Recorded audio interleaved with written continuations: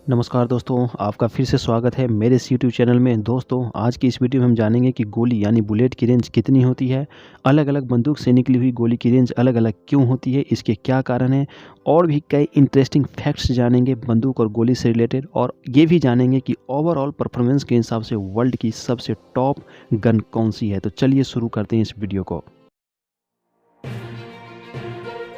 दोस्तों, वीडियो को शुरू करने से पहले ये हमारा रिक्वेस्ट है कि अगर हमारा वीडियो पसंद आए तो वीडियो को लाइक ज़रूर करना और चैनल को सब्सक्राइब ज़रूर करना।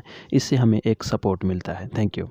तो दोस्तों, जैसा कि हम सबसे पहले बात करने वाले हैं कि गोली की रेंज कितनी होती है। दोस्तों, गोली की रेंज सभी बंदूक की अलग-अलग होती है। सभी बंदूक के अनुसार अलग-अलग होता है। जैसे AK-47 से निकली हुई गोली की रेंज अलग होगी, इंसास से अलग, पिस्टल से अलग। तो हम फिलहाल 5-6 ऐसे गन के बारे में जानेंगे जो normally day to day life में ज़्यादातर न्यूज़ में सुनने को मिलता है, जिसके बारे में हम जानते भी हैं। तो सबसे पहले हम बात करते हैं कि रेंज को 2 भागों में बाँटा जाता है। एक होता है इफ़ेक्टिव रेंज, एक होता है कि रेंज, नॉर्मल रेंज। जैसे वह कौन-सी रेंज है जहाँ तक बंदूक से निकली हुई गोली से कोई इंसान मर सकता है, और वह रेंज कौन-सा है जहाँ पर जाकर के वो गोली ऑटोमेटिकली फ्री फॉल होकर ज़मीन पर गिर जाता है। तो सबसे पहले हम बात करते हैं AK-47 के बारे में, जो कि वर्ल्ड में सबसे पॉपुलर फायर आर्म है। तो AK-47 का इफ़ेक्टिव रेंज दोस्तों 400 मीटर होता है। इसका मतलब ये हुआ कि अगर 400 मीटर के अंदर अगर ये गोली किसी को लगता है तो उसकी मौत लगभग निश्चित है। और वैसे इसकी रेंज 800 मीटर तक होता है। इसका मतलब ये हुआ कि 1 मीटर से लेकर 400 मीटर तक मौत निश्चित है, और 400 मीटर से लेकर 800 मीटर के बीच अगर ये गोली किसी को लगती है तो वो इंसान मर भी सकता है और बच भी सकता है। दोनों कंडीशन हो सकता है। अब बात करते हैं इंसास के बारे में। इंसास पूर्ण रूप से भारत द्वारा निर्मित किया गया स्वदेशी राइफल है। इसका इफेक्टिव रेंज 200 मीटर है और टोटल ट्रेवल रेंज इसकी गोली की 400 मीटर है। नेक्स्ट है कार्बाइन। कार्बाइन का इफेक्टिव रेंज 100 मीटर है, टोटल ट्रेवल रेंज 200 मीटर है। पिस्टल का 25 metre, total travel range 50 metre. इसके बाद आता है मशीन गन। मशीन गन का इफेक्टिव रेंज 1.5 किलोमीटर होता है। टोटल इसके गोली का जो ट्रेवल रेंज है वो 3 किलोमीटर तक हो सकता है। इसके बाद हम लास्ट में बात करते हैं स्नाइपर, जो कि काफ़ी यूज में लाया जाता है। स्नाइपर का इफेक्टिव रेंज 1 किलोमीटर तक होता है मिनिमम, और मैक्सिमम 3.5 किलोमीटर तक हो सकता है।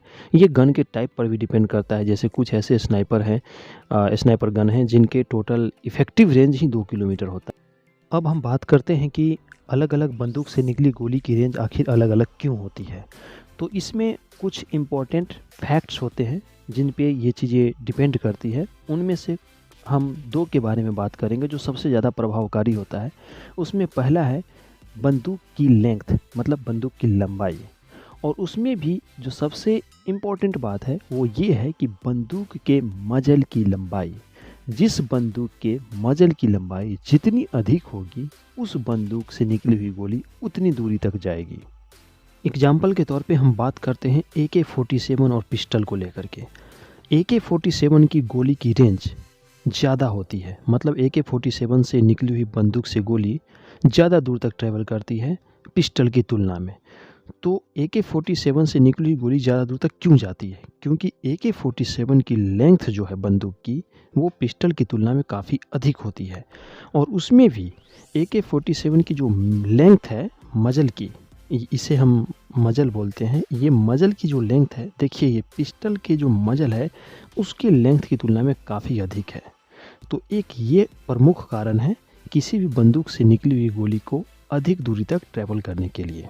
अब बात करते हैं दूसरे पहलू पे। दूसरा जो पहलू है वो ये है कि गोली का डायमीटर यानी व्यास और गोली की लेंथ।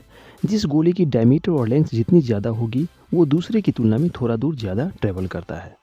अब बात करते हैं दुनिया के टॉप 5 गन के बारे में। दुनिया में अभी जो टॉप 5 गन हैं उसमें नंबर 1 पर आता है MG4 गन, सेकेंड पर HK416, थर्ड पर AK-47, फोर्थ पर F2000 assault rifle and fifth पर है थॉमसन M1921 सब मशीन गन। लेकिन इन सब के बावजूद भी आज भी दुनिया में जो सबसे फेवरेट गन माना जाता है वो AK-47 को माना जाता है।